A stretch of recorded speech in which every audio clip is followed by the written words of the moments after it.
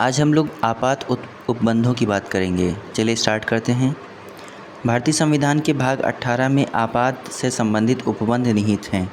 ये आपातकालीन उपबंध केंद्र को किसी भी असामान्य स्थिति से प्रभावी तरीके से निपटने में सक्षम बनाते हैं। संविधान में 3 स्थितियों में आपातकाल की व्यवस्था की गई है। युद्ध या बाह्य आक्रमण या सशस्त्र विद्रोह के कारण। दूसरा, राज्यों में संवैधानिक तंत्र के विफलता के कारण। तीसरा, वित्तीय आपात। राष्ट्रीय आपात के दौरान सभी राज्य केंद्र के पूर्ण नियंत्रण में आ जाते हैं। अनुच्छेद 352(1) के तहत भारत का राष्ट्रपति युद्ध या बाह्य आक्रमण या सशस्त्र विद्रोह की स्थिति उत्पन्न होने या उसका संकट सन्निकट होने पर राष्ट्रीय आपात की उद्घोषणा कर सकता है। अनुच्छेद 352(3) के तहत राष्ट्रपति ऐसी उद्घोषणा संघीय मंत्रिमंडल का लिखित विनिश्चय प्राप्त होने पर ही कर सकता है। आपातकाल की उद्घोषणा का अनुमोदन संसद के दोनों सदनों द्वारा विशेष बहुमत, सदन की कुल सदस्य संख्या के बहुमत तथा उपस्थित और मत देने वाले सदस्यों के न्यूनतम 2/3 बहुमत से 1 माह के भीतर होना आवश्यक है। लोकसभा के विघटन की स्थिति में आपातकाल की उद्घोषणा लोकसभा के पुनर्गठन के बाद पहली बैठक से 30 दिन तक जारी रहेगी। यदि इस दौरान राज्यसभा द्वारा इसका अनुमोदन कर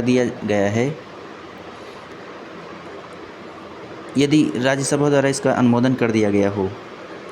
संसद के दोनों सदनों से अनुमोदन के पश्चात आपातकाल यदि बीच में वापस नहीं लिया जाता तो 6 माह तक जारी रहेगा तथा प्रत्येक 6 माह में संसद के विशेष बहुमत के अनुमोदन से इसे आगे भी जारी रखा जा सकता है।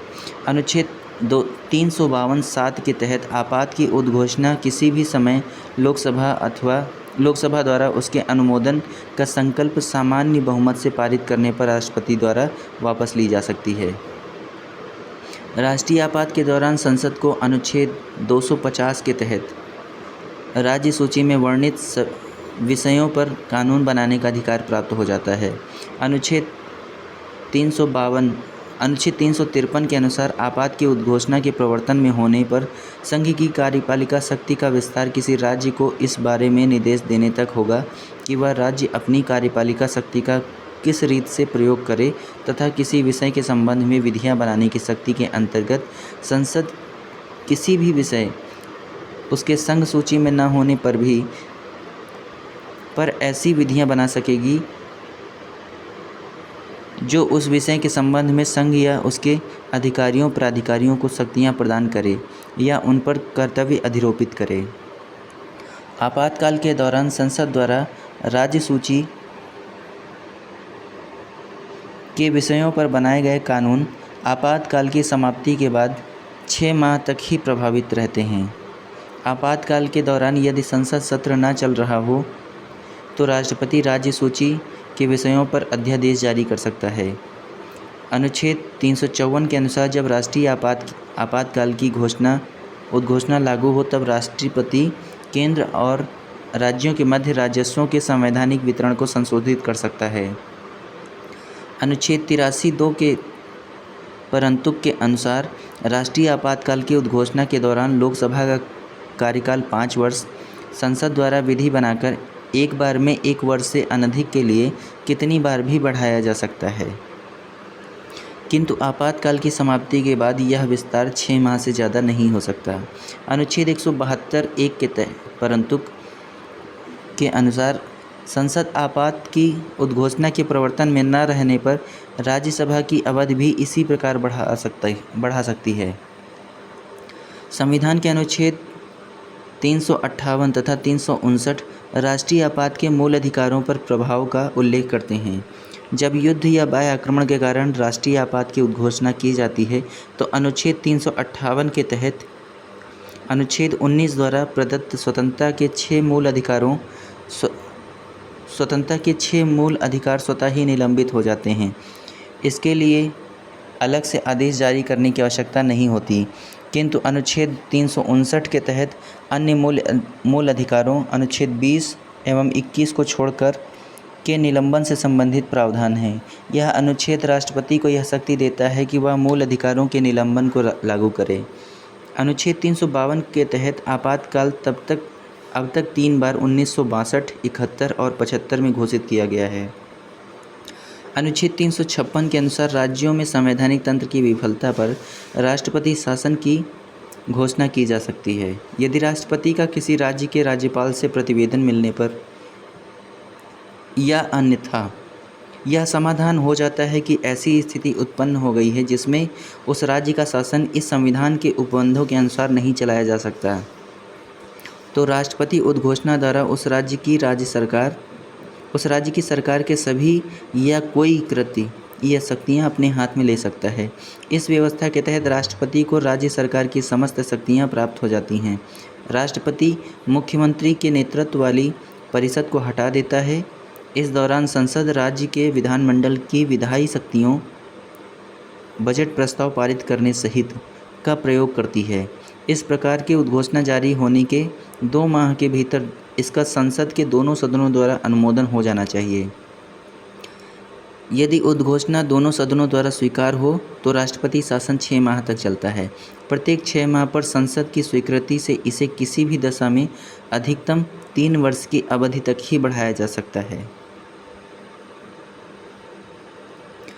परंतु राष्ट्रीय आपात की उद्घोषणा संपूर्ण भारत में अथवा संपूर्ण राज्य या उसके किसी भाग में प्रवर्तन में होने तथा निर्वाचन आयोग द्वारा राज्य विधानसभा हेतु आम निर्वाचन कराना संभव न हो के प्रमाणन पर ही इस अवधि को 1 वर्ष से आगे बढ़ाया जा सकता है। पंजाब राज्य में वर्ष 1987 में लगाए गए राष्ट्रपति शासन की अवधि को संविधान संशोधनों द्वारा आगे 5 वर्ष तक के लिए बढ़ाया गया था। राष्ट्रपति शासन का प्रस्ताव सदन द्वारा सामान्य बहुमत से पारित किया जा सकता है। अनुच्छेद 360 के तहत वित्तीय आपात से संबंधित प्रावधान उल्लिखित हैं। राष्ट्रपति यदि संतुष्ट हो कि ऐसी स्थिति उत्पन्न हो गई है कि भारत या उसके किसी राज्य क्षेत्र की वित्तीय स्थिति खतरे में है, तो वह वित्तीय आपात की उद्घोषणा कर सकता है। इस उद्घोषणा को जारी होने के 2 माह के अंदर संसद की स्वीकृति मिलना अनिवार्य है। संसद की सामान्य बहुमत से प्राप्त स्वीकृति के उपरांत वित्तीय आपात अनिश्चित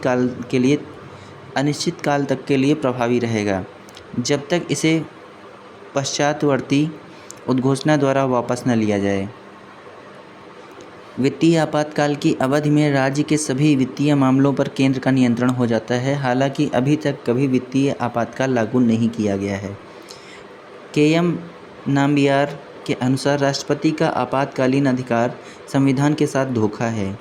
मूल संविधान के अनुच्छेद 352 के आंतरिक या अशांति के स्थान पर 44वें संविधान संशोधन अधिनियम 1978 से सशस्त्र विद्रोह प्रस्थापित किया गया है।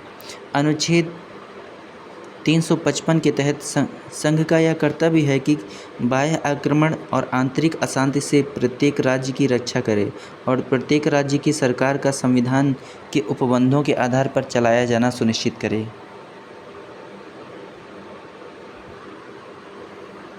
नमस्कार दोस्तों, आज हम लोग वित्त आयोग देखेंगे। चलिए आरंभ करते हैं। संविधान का अनुच्छेद 281 राष्ट्रपति द्वारा प्रत्येक 5 वर्ष के अंतराल पर या आवश्यकता अनुसार उससे पहले एक वित्त आयोग के गठन का प्रावधान करता है। इसका मुख्य कार्य संघ और राज्यों के मध्य करों के शुद्ध आगमों के वितरण के बारे में और राज्यों के बीच ऐसे आगमों के तत्संबंधी भाग के आवंटन के तरीके के संबंध में राष्ट्रपति को सिफारिश प्रस्तुत करना है। वित्त आयोग भारत की समेकित निधि संचित निधि से राज्यों के राजस्व में सहायता अनुदानों को शासित करने वाले सिद्धांतों की अनुशंसा भी करता है। यह राज्य के वित्त आयोगों की सिफारिशों के आधार पर राज्य की पंचायतों और नगरपालिकाओं के संसाधनों की अनुपूर्ति हेतु राज्य की संचित निधि के संवर्धन हेतु आवश्यक उपाय भी राष्ट्रपति को अनुशंसित करता है। संविधान के अनुच्छेद 280(1) के तहत वित्त आयोग राष्ट्रपति द्वारा नियुक्त किए जाने वाले एक अध्यक्ष और 4 सदस्यों से मिलकर बनता है। प्रथम वित्त आयोग का गठन के.सी. नियोगी की अध्यक्षता में 22 नवंबर 1951 को किया गया था। 14वें वित्त आयोग के अध्यक्ष श्री Y.V. रेड्डी थे। 14वें वित्त आयोग की सिफारिशों के संदर्भ में अवधि 2015 से 20 तक थी। 14वें वित्त आयोग ने केंद्र के विभाज्य कर पूल में राज्यों के हिस्सेदारी को 32% से बढ़ाकर 42% करने की अनुशंसा की थी। 15वें वित्त आयोग का गठन NK सिंह की अध्यक्षता में किया गया था। 15वें वित्त आयोग ने वर्ष 2020-21 के संदर्भ अवधि हेतु अपनी प्रथम रिपोर्ट 5 दिसंबर 2019 को तथा वर्ष 2021 से 26 संदर्भ अवधि हेतु अपनी द्वितीय रिपोर्ट 9 नवंबर 2020 को सौंपी। 15वें वित्त आयोग ने केंद्रीय करों के निवल आगमों विभाज्य कर पूल का 41% अब तक के 42% के स्थान पर राज्यों के साथ साझा किए जाने की अनुशंसा की है। नवगठित जम्मू और कश्मीर तथा लद्दाख संघ राज्य क्षेत्रों की आवश्यकताओं के वित्तीयन हेतु यह कमी की गई है। उल्लेखनीय है कि 80वें संविधान संशोधन अधिनियम 2000 के तहत केंद्र द्वारा संग्रहित सभी करों के निवल आगमों, अधिभारों एवं उपकरों के अतिरिक्त और संग्रहण व्यय को घटाकर अनुच्छेद 270 को अनुच्छेद 279 के साथ मिलाकर पढ़ने की से परिभाषित है को विभाज्य कर पूल के रूप में संघ और राज्यों के मध्य साझा किए जाने की व्यवस्था की गई है। राज्य वित्त आयोग एक संवैधानिक संस्था है।